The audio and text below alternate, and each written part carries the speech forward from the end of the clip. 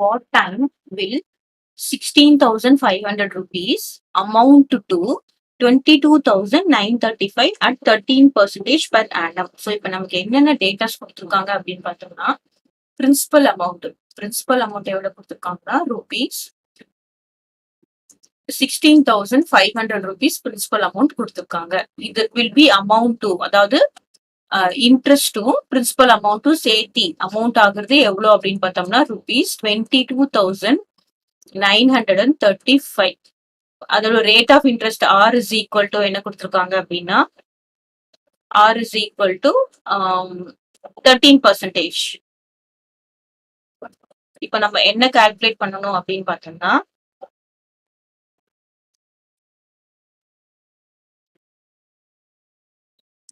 R is 13%. நம்ம என்ன calculate பண்ணணும்னு பார்த்தோம்னா number of years N is equal to what அப்படின்னு கால்குலேட் பண்ணணும். ஸோ நமக்கு என்ன தெரியும், amount is equal to principal plus interest. இப்போ நமக்கு அமௌண்ட் எவ்வளோ அப்படின்னு பார்த்தோம்னா தட் இஸ் நம்ம இப்போ ஐ கண்டுபிடிச்சுட்டா நம்ம என் கண்டுபிடிக்க முடியும். ஃபர்ஸ்ட் ஐ கண்டுபிடிக்கணும். அப்போ amount minus P is equal to I. So I is equal to amount எவ்வளோ 22,935 மைனஸ் 16,500. ஸோ சப்ராக்ட் பண்ணா எவ்வளவு வருது, 22,935 மைனஸ் 16,500 போட்டோம்னா 5 3 9 minus 4 5 is 4. இங்க என்ன இருக்கு 12 12 minus 6 என்ன ஆகும் 6. So you will be getting 6,000. Interest is equal to rupees 6,435. Interest கண்டுபிடிச்சாச்சு. இப்ப நம்ம என்ன பண்ணணும், n கண்டுபிடிக்கணும். அதுக்கு நமக்கு ஃபார்முலா தெரியும், I is equal to PNR by 100. இப்ப நமக்கு n வேணும். அப்போ I into இந்த 100 இங்க மேல போகும், இந்த பக்கம் ஈக்குவல்ட்டுக்கு அப்புறம் இந்த பக்கம் மேல போகும், which is equal to PNR. அப்போ I into 100 equal to இந்த n மட்டும் இங்க இருக்கு, Pயும் R மல்டிபிளிகேஷன் இருக்கிறது இங்க என்ன ஆயிடும், டிவிஷன்ல வந்துடும், PR வந்துடும்.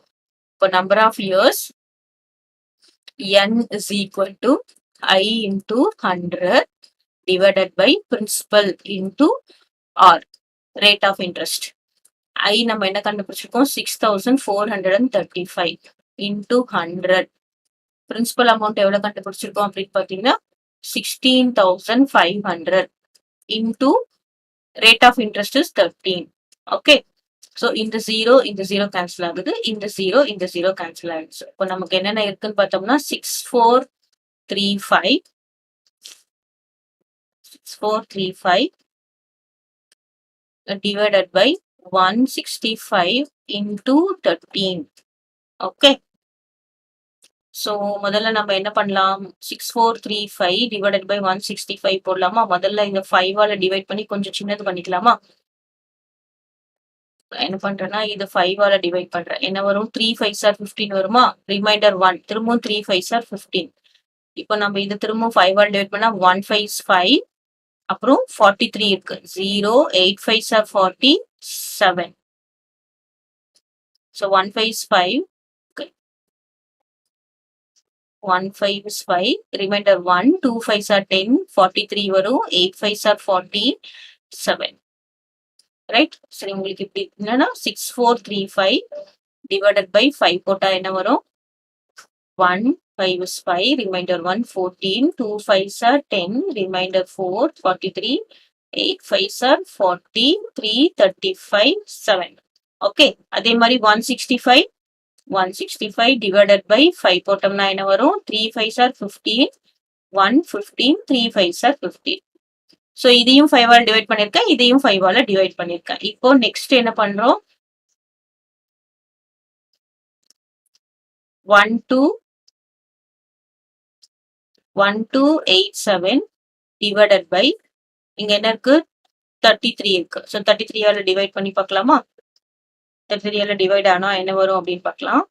இங்க இருக்கு 3 3s are 9, 3 3s are 9, 99 வருது. இங்க 18 minus 9 is 9, இங்க என்ன ஆயிடும் 11, 11 minus 9 வந்து 2.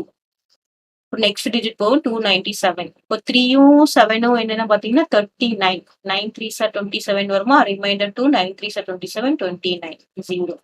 நமக்கு என்ன வந்திருக்கு, 1287ம் 33யும் டிவைட் பண்ணும்போது 39 வந்திருக்கு. டிவைடட் பை இந்த 13 அப்படியே தான் இருக்கு. இங்க 3 போட்டோம். என்ன ஆகும்? 113 is 13, 3 13s are 39. So the answer is 3 years.